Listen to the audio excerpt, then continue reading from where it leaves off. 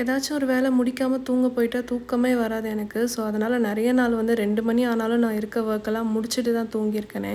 But நேத்து ரொம்ப டயர்டா இருக்கு. இதுக்கு மேல முடியலன்னு சொல்லிட்டு நான் தூங்க போயிட்டேன்.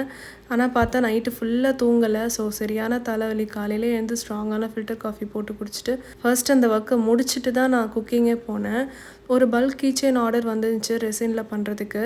ஸோ, அதுதான் நேத்து பண்ணிட்டுருந்தேன். கொஞ்சம் மட்டும் ஃபினிஷிங் வேலைலாம் இருந்துச்சு. கீ செயின் ரிங்லாம் மாட்டுறது. அதெல்லாம் முடிச்சுட்டு இன்றைக்கி டிஸ்பேட்ச் பண்ணதுக்கப்புறம் தான் நிம்மதியாக இருந்துச்சு. இந்த கீ செயின் உங்களுக்கு பிடிச்சிருக்கான்னு எனக்கு கமெண்ட்டில் சொல்லுங்கள்.